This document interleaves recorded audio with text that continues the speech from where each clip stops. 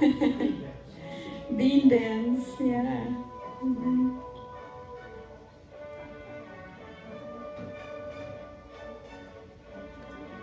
Yeah. I think a little flower comes up, yeah?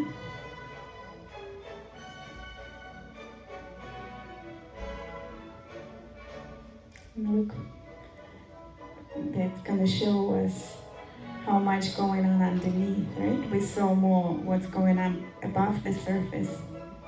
Look at how deep the roots go.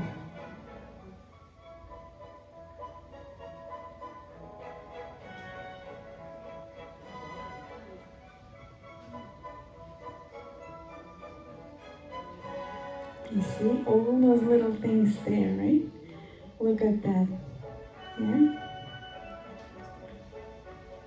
And then that's what we see above the ground. Yeah. So, yeah, that was the video. So, and we're gonna come back to the, yes, let's clap for the plant. It did its job. Yeah. But yeah, I'm gonna continue kind of and build up on what my husband touched upon last Sunday. And in a way, I'm gonna repeat some theses, some most important points. But I thought, yeah, it's such an important point, and we can try to kind of give the evidence of that from different viewpoints. So hopefully you would not be bored. I know I'm not as animated and excited as my husband, but hopefully I could still bring this some other depth into this topic. Yeah, and basically that's what I remember. I was very excited when I was studying principle. In the beginning, when I was studying it as a student, when I was a young girl, first part of the principle was not very exciting. I heard that for other people sometimes too, right? It seems philosophical, theological, all those carrying terms and forces and arrows. And I felt like, oh, I don't know. When they were talking about the fall, that was a story, right? And it was the story I could relate to. But later, when we started giving lectures and trying to encourage other people and share principle with other people in Russia, I was trying to make it make sense, right? So I knew if I'm just gonna draw circles and arrows, people are gonna fall asleep. It needed to make sense. What kind of sense it could make to their everyday life, right? Especially in Russia, in post-Soviet Union era at that time, a lot of people were not really religious. So how do I make it feasible, touchable? And yeah, here my friend came, smart friend of Jewish descent, who studied unification thought, which also I couldn't get through. But she could, and she extracted these main ideas, and she created this outline how to teach divine principle or principles of creation from a point of universal laws. That made much more sense. And I remember it became one of my favorite topics to talk about with people and to really dive into this whole idea that we know that there are physical laws and we know they exist and we study them at school, right? Gravity, forces, magnetism. But how about spiritual laws? Laws of relationships? Do they exist? Right? And apparently they do. And we all experience them, but we don't really study them at school so much. Yeah, and again, that what principles teach us, more like from unification thought perspective, that there's three most important principles or laws: build healthy and beautiful relationships, right? And also, I was trying to make a diagram that would be a little bit different, not what we usually saw. So I tried to create this beautiful visual, all right? And usually the way we drew it, God was on top, giving love, right, to subject and object, and they have relationships with each other, and then results is created.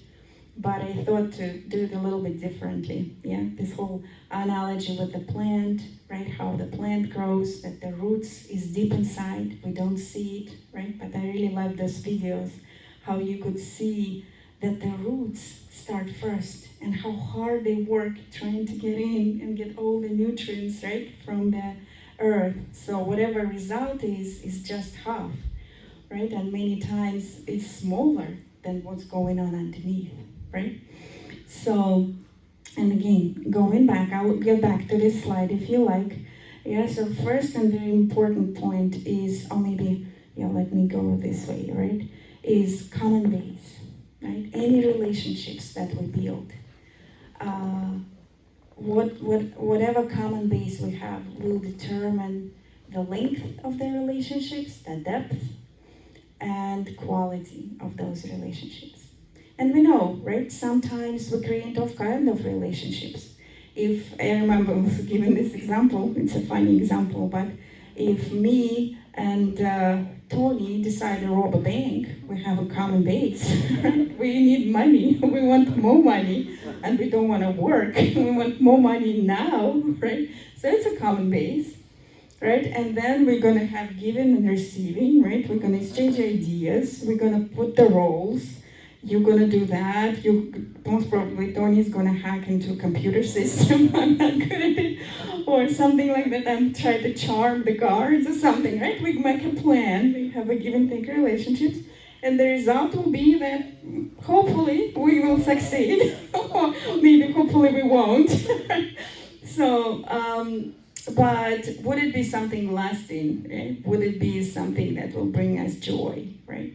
Or again, we can have common base that we hate someone, both of us, right? I don't know, me and Ray, we hate some group of people, a certain person, and we talk about it, and we're like, yeah, did you see what he did? Oh yeah, like, don't you hate it? What would be the natural consequence of our action? Most probably we're gonna do something not so nice to this person, right? So that's why common base can be all kinds of things, right? But again, in order to have relationships that will last and that will bring lasting joy, it's very important that this common base that connects us will be connected to the ultimate common base, which is God. Yeah, and any kind of, again, shared values, purpose, but specifically love, faith, creates something very beautiful, creates something very long-lasting. Yeah, and but it's very important, and it's always there. Again, sometimes we don't think about it, right? Especially, I'm sure each one of you had these experiences in life. We just clicked, right? There's big group of people, but some of us just click. It means there is something that connects us. And I said, sometimes it can be that it is something not lasting, and then we'll see it eventually in the result. But when it's something deep and beautiful and really transcending time and space, then the relationships usually have this quality too. And I'm sure each one of you have this experience, and I was also so moved when my husband shared it last time, how we had this Zoom call with the group of people that we used to work together in our youth organization, GPA. And it's true, it's like tears well up, and you right away start talking and like feeling so close to these people, even though you haven't seen them for many, many years. Right? I'm sure all of you had this experience too. So this is very important, right? And there is no common base whatsoever. Relationships even won't be able to start. And another example from the nature, and of course my husband again would be so much better to talk about it, but I was so blessed to witness it because of him, because he is a nature-loving person. If you visit our home, which any one of you invited anytime, again, just let me know. We'll be very happy to see you, especially in the summer. He created this beautiful orchard on the top of the hill at our house.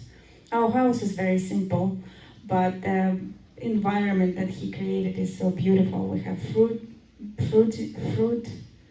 trees and blueberries and all kinds of things that he grows, right? And we have watermelon patch, and you should see watermelons he grows. It's amazing. But the interesting thing, I remember first time he planted these blueberries, they just didn't grow. They were kind of small, and they would wilt, and they would produce something very tiny and not so delicious. But of course, being an enthusiast he is, he went a lot of research. He went and did a lot of research. What is important? And apparently, a very important thing was soil, right? Just planting something is not necessarily makes it grow. So he spent so much time creating this soil, right? Apparently, that something about acidity. He would bring like pine needles and put it in there, and all kinds of other fertilizer, right? And then eventually we had this, right now we have this beautiful blueberry patch that we share with birds. If we're not quick enough, they got the most of it. But if we're quick, there's these beautiful blueberries growing, right? So, and again, I would say it relates to this, that the soil, that it means so much, right? And then giving and responding, yeah. Usually, again, most of us, when we studied about it, it was the give and take action, subject and object. So when I was thinking yesterday, I decided that I want to invent new terms. I hope you don't mind and you don't think of me as too unorthodox, right? Because I'm really tired of this subject and object, right? Because, and unfortunately, again, in our concept, overall, in the world, subject is kind of, I don't know, it's a pleasant word, yeah, king, or something like that, right? Subject, we imagine something very authoritative, right? And unfortunately, yes, in our church, it also not always been very pleasantly practiced, let's say it like that. So that's why I really was inspired to give it a new terms, right? Giver and responder, right? Kind of sounds a little bit like a first responder. I imagine firefighter. But yeah, you can let me know if you want some other terms for that. Yeah, but the whole idea here is that relationships live through exchange, and it's very important to have those positions set up, right? And if you think about it again, it seems so simple, but so many times we get frustrated because we don't follow this principle or law, right? Again, if we want to share something, again, like me and Stella, right? And I start talking and sharing, right? My feelings, my thoughts, but Stella also wanted to share something. And all she does is waits for me to stop so she can say her part. I don't know if you had this experience. I definitely had. Talking again to my old friend, listening to her, and I'm like, yeah, but you know what happened? And then you feel like, the conversation doesn't flow very well, right? When both people try to give, even again with very sincere intentions, usually it's not really going too well, right? Overpowering each other, and eventually we lose, and interest energy doesn't flow. If both of the parties are very, what we say, objective or in responding mode, again, maybe you had this experience too, especially if you're an introvert and you're trying to do small talk, right? And it's like, the weather is nice today. Yeah. So, what do we do, right? And I have some people in my life, beautiful people who are an amazing internal work, but they're so introverted that they say, I don't know how to say what to say. So, right? And then also it's not gonna work, right? So the whole idea that it has to be harmonious. Yeah, let me go back to this beautiful picture that, so sorry, artificial intelligence helped me create it, but I guided it. Yeah, that it is Yeah, I like that this is like an infinity sign, right? That it's constantly flows one into the other, right? And those beautiful examples that you shared, right? Uh, First one, Doris shared, right? She just sees her little grandson. Did he actually give her anything? Did he talk to her? Did he say, "You're so wonderful, Grandma. Thank you for everything you did for my parents"? No, actually, she came to give, right? I'm sure she would grab this little baby and kiss it, right? And carry it around. And also, what Tony and Doris, we were talking with them about new grandchildren. Yeah. Okay, maybe I think it might survive, but if not, I'm gonna yell. So then those two tiny babies, right? They don't. What do they give? Poopy diapers. That's it. They don't give anything. But somehow, right? Like Winnie also shared, right? It was interesting those examples you shared about the babies. You just feel so happy. You feel so much energy, right? For babies just being there, and just smile at you. Right? So that's why giving and receiving in this way, it's not like that, again, the giver is giving, right? Or also what Linda shared, right? She came to visit Travel. She brought her gifts. Like last time I sent some gifts to Travel too. But she received so much energy, right? It's very funny. So that's why it's not like, again, I am the giver, like I was giving example. Stella is the receiver. I'm gonna download her, right? And she will return something to me.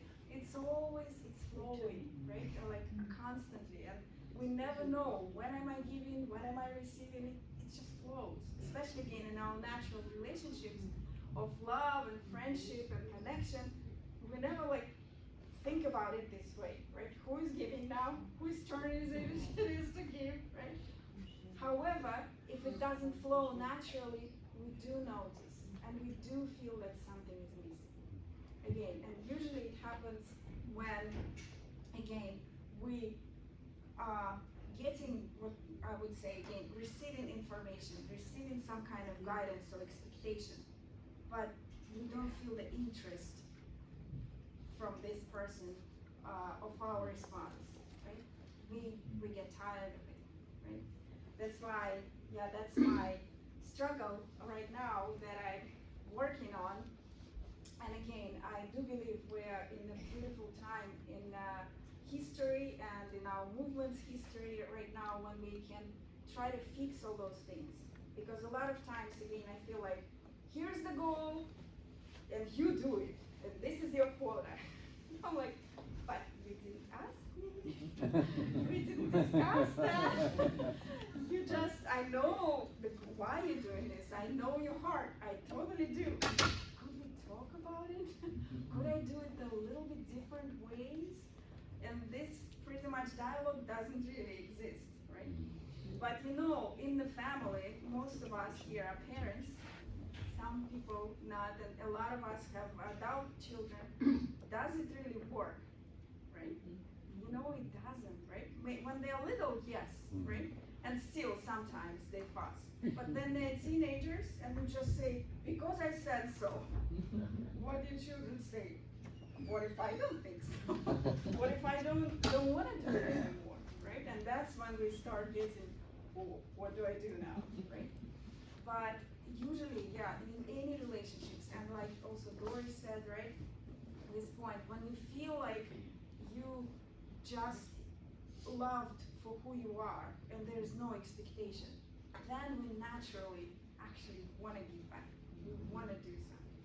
As soon as there is this like one-sided again, this is what you have to do that and report, then naturally most of us feel like, I don't want to do it.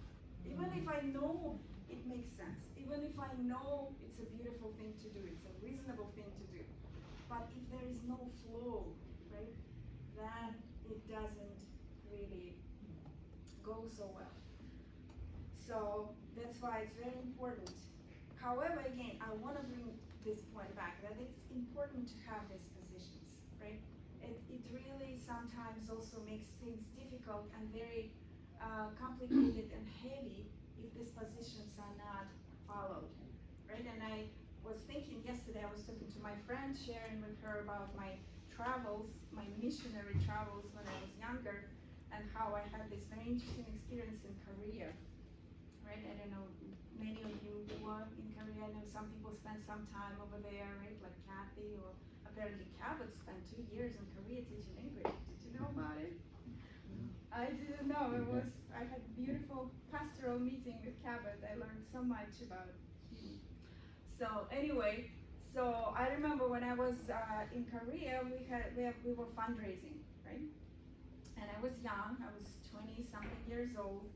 And my first cultural, not like shock, but very interesting experience was when you talk to people, they ask you 2 questions. First one is, what's your name? And second one, do you know which one? How old are you? And I'm like, why does it matter? Why? Especially with young people. I understand maybe like sometimes, sorry, it's kind of my funny example. There was this creepy older guys, and 20 years ago, most of them didn't really see Westerners. So we girls got a lot of attention sometimes and wanted because they felt like the beauty queens because we had blue eyes. Anyway, so I understand, I'm thinking, this creepy older guy asking me how old I am, so, but why would like young girl ask me, Miss Ariyo, like how old are you? I'm like, what does it matter if I'm 22 or 23? But then I learned, because it's all about attendance, right? Yeah. That for them it means, oh, I'm older sister. Oh, like they would say, Oni, and they would treat me like with more respect. And if I'm younger, then they kind of treat me more like a little sister. Okay, I'm gonna buy something from you. Let me help my little sister. Right? And that was very beautiful. That was very beautiful. That again, and this is a culture, right? They grew up like this. And we know sometimes this culture also created a lot of troubles. And they had to like work on it because it was too rigid. Because if you're younger, you cannot say anything. Even if you see that again, your co-pilot is driving the plane into the ground, which actually happened, you cannot say anything. Right? This is also a little bit too much, right? But the whole idea that it is helps me see: am I a giver? Right? What is my main role? Or am I responding? Am I like give some kind of answer and feedback, right? So, and that also, when I realized it again by trying to teach other people, it tremendously helped me in a lot of my relationships. Especially one of those big things was my relationships with my mom. When she was visiting me here, when I was already a grown woman, right? And I realized, I'm not her little kid anymore. I have something to say and respond to you, or sometimes I wanted to help her or take care of her, but she didn't really like it. I remember one time she did or said something, and of course, to give you the whole picture, my husband's mom was in our house at the same time. Later we realized it was not a good idea. So in-laws, like 2 ladies with their own very different life stories. Anyway, so I was kind of reprimanding her, like, Mama, why are you talking like this? You shouldn't have told it like this with this tone. And she looked at me and she's like, why are you talking to me like I'm a little girl? And I remember, like kind of silencing myself and thinking, it's not going anywhere. And that's what helped me. I remember thinking about it. She's still the giver. Yes, I mean, it doesn't mean I have to do everything I have to do, but I have to respect them. And she wants to be respected in this position. She won't be able to let me rant you and teach you how to live, right? So that's why this, again, understanding was very helpful, because I realized I need to let her love me. And when she can't, it's okay. I have other sources by this time, my husband, right, my friends, but this is her still role to be the giver. So I can support her, respond, right, but I cannot teach her again. I cannot fix her. Only somebody who she respects can do that. Of course, ultimately God, so I can pray that God can help you understand some things. but I cannot switch these positions, right? I should still respect them. And that's also tremendously helped me when I was guiding young people on this program, right? This youth program. So many of them would share that, oh, my parents are struggling with each other and I don't know what to do and I'm trying to help them. So I remember so many of them were liberated, cried, right, with tears when I told them, don't worry, honey, it's not your fault and it's not your responsibility. You can be a good daughter, you could be a good son. You cannot bring them back together. You cannot bring them back to God. It's not your place. You're overextending yourself. You can be the best son and best daughter you can be, but you should trust that somebody, either again try to help them, pray for them, or find somebody and encourage somebody in your community, some older members, to take care of them. Yeah. Remember who you are. Right? So, and of course the last, right, the third law and third very important principle of relationships is that always something will be created, right? That there is a result. If there is no result, again, means somewhere is a problem, right? If we see it's not working out, I'm not creating this family, or I cannot create this friendship, or I cannot create this community, right? It means one of the first ones, again, we go back thinking something wrong with common base, something wrong with soil, are we not flowing, right, in giving and receiving, right? And because when those first two created and enough time invested into that, then friendship, trust, family, community, faith is created naturally. It's a natural result, right? And it's true that it is so powerful how powerful those creative forces are, right? And how they produce something that did not exist before. So, and again, these things usually take time and effort. And if we do it right, and again, if we follow those relationships, laws or principles, then usually the result that is created, again, is to our liking. It brings a lot of joy, and it's usually something above us, beyond us, right? Again, when we talk about, I was thinking about it yesterday, and what Tony and Doris shared today, right? How do we create community? Okay, is it just people who gathered at the same place? And we have these moments for all of us. I remember again being this person who just comes, sits in the back, then drinks tea with my friends and leaves home, right? And I didn't know most of your names. So I'm not blaming anybody. I've been one of those people, yeah? Again, we come because we have to once a week. And sometimes it's interesting, sometimes it's boring, but I'm doing my duty, right? So, but here again, we see the same people, right? Some maybe a couple of new faces, but same people. Some people we didn't see a long time ago, but the feel is different, right? There is a community, right? It was so beautiful, yeah, when I sent this message about sending something for Rachel and Jerry, and right away I started hearing bing on my phone, and like, this is for the babies. So say hi to somebody also said, oh, is Tony and Doris back? I want to congratulate them in person. So it's right there. It's created. But also coming back a little bit to this whole point about growing something and how nature teaches us. Yeah, that's one of the favorite examples that I heard from my husband. Yeah, he said that it takes careful, again, fertilizing the soil, taking care, right? Growing, pruning this little tree so it will actually grow. You cannot just plant it and say, okay, grow. Okay, when the result is going to come. Okay, here's your goal, report in progress.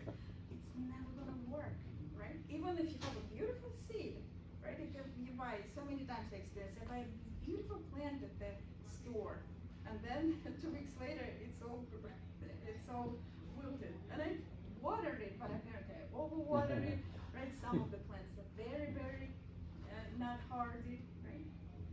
So, and that's why sometimes, we joke about our movement that most of the people who survived here are cactuses. Just grow without water.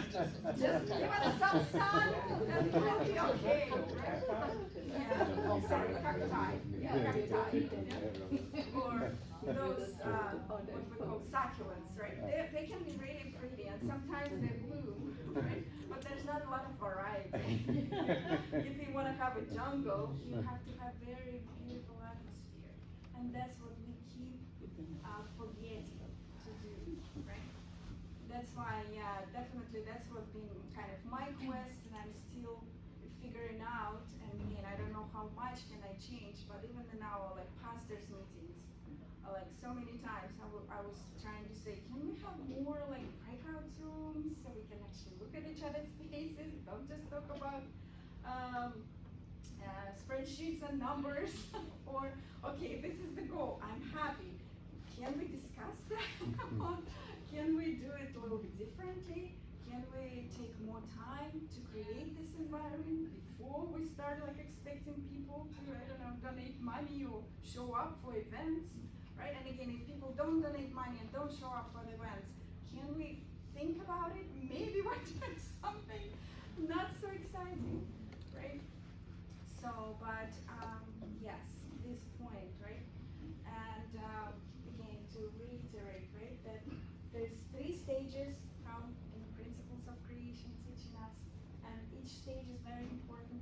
We cannot omit, we cannot jump here without first one, right? And again, if this one does not flow naturally, if all the conditions are not followed, then there will be no result. The result will be very short-lived.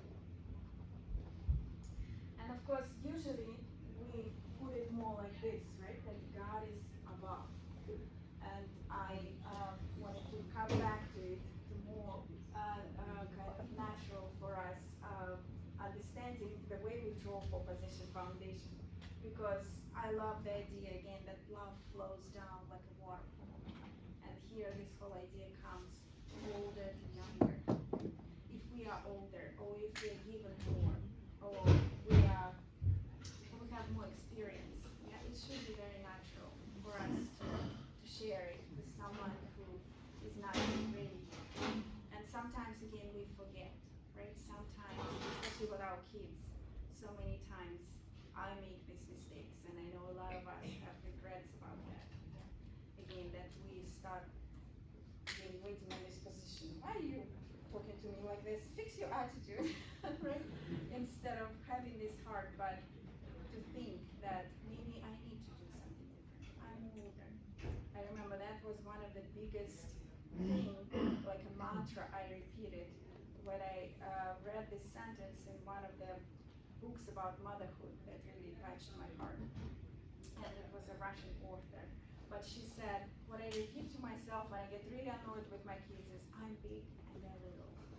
If somebody can change this, it's not them. I cannot wait for them to fix it up, or like somebody to fix them, teacher at school, or like fix your behavior, or just constantly give them timeouts. Again, timeouts are okay, but that's not what's gonna fix them. My attitude, my heart, because I'm the big one. Yeah. So even if we got into the yelling match, I should be the one to come and say, okay, honey, what's happening? Why it happened? I'm sorry, right? Let me hear your side of the story. I'm big and they're little. So love naturally comes and flows from top to bottom, right? And I wanted to end up with a couple of quotes from our dear older brother, spiritual father, Jesus, right?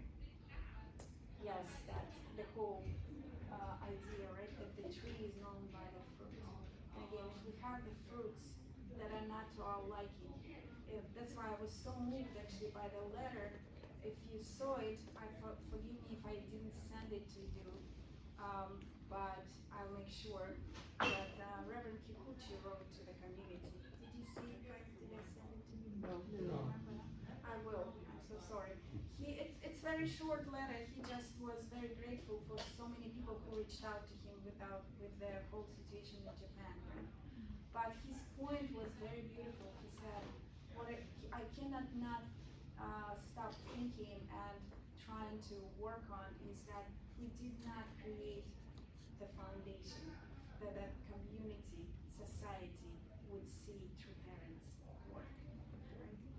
And again, it's not like it's coming from him. That's why I can say it's not like I'm again accusing beautiful Japanese brothers and sisters of anything.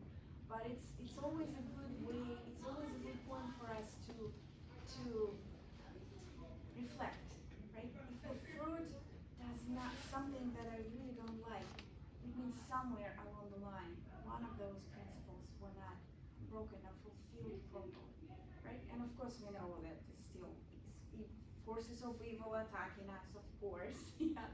But still, yeah, that's the thing that we can do. We can control other people, what they do to us, right? Of course, we can stand up for it, and that's one of the things we could do this week, right? But the whole point is what we can do always, the biggest thing is to see what can I do now? Or how can I be more loving? How can I practice it better? So people would not need my words, but they would naturally feel that something is different about you. I want to be with you. And this also one of my favorite words from Jesus, yeah. You are the light of the world, and let your light shine before others, that they may see your good works. It doesn't say here, talk to other people and teach them how they should live, how they should follow Mother Heart, right? Or true parents. But he says, let your light shine, so they may see. Yeah, they may see. And if that's why, again, I think it can only help us, again, amidst all these terrible things that are happening around the world, and wars and conflicts and civil war situations, including in our country. The only thing that I can do is be this light and try to be more loving, practice it more every day of my life. And again, I'm very, very grateful to you for practicing it together with me, for being such a beautiful responders. Yeah, I was thinking about it yesterday, how much I received being at your homes, and so many times, again, when we met at the cafes or restaurants, you wanted to pay for me instead of me trying to treat you. I'm your pastor. Stop it. But I would receive so much love, right? And each one of you is here, and you have this beautiful heart that I experience personally, and I think again we have so much to share with other people. And so, yes, let's continue practicing those levels of relationships with each other. Let's keep it in mind. It's always been there. It's always there. Like girls was singing today. It's around us. That's why I like again this. Yeah, God. Many times again we imagine it's heaven above, and actually God is the soil, and the soil is prepared for us. An environment is prepared. We just need to set it in motion. Yeah, and sometimes it's as little as just smiling and clapping your hands, and then you give energy, right? But it's all about those constant flow. So let me pray and finish with you. Our dear beloved Heavenly Parent, thank you so much for those beautiful people, your children here, and we are really sorry that so many times again we forget who we are, and what a beautiful seed you planted in each one of us, and especially those young people that were created, handcrafted by you through true parents' love and our sincere effort as their parents. They're so beautiful, and people cannot not notice it when we are in this state with you, and people do not pay attention to how we dress, or if we have youthful faces or wrinkled faces. They just see this light and they want to be part of this light and they want to connect to it. So please remind us that it is right here. It is always here. We don't need to go somewhere. We don't need to go on a mountain to call for you. You are right there. You are right there many times in the eyes of our family member, in the touch of our friend. So we want to continue to live like that, and we want to continue to try to let ourselves believe that we are powerful beyond measure, that you are giving us this authority, that true parents didn't come to be king and queen and sit on the throne, and we see it being practiced by true mother right now, that she just wanted us to know that we are loved. True parents wanted us to know, to experience it. And sometimes maybe the only tool they had was their words, but they also showed it in action many, many times. And many of us witnessed it. So we want to remember that we do not have kings and queens, because all of us are your children, and you see us all as those beautiful creations, the most beautiful flowers and trees that you ever created are us. So we hope that we can have a beautiful week filled with connections, filled with warmth of each other's hearts, and we will check on each other's messages or calls, and we'll spend some time talking to each other, praying for each other. And we really hope that it will bring joy and hope to your heart. And we want to hold on to Trumana's words that you are working, you are alive, you are more alive than ever. And no matter how dark it becomes, there is no way other than victory of love. So please be with us and guide us this week. And we are very grateful for being here with you. And on behalf of all of us, I pray in the name of Kazakh Central Blessed Family and all our blessed families gathered here in attendance of one another.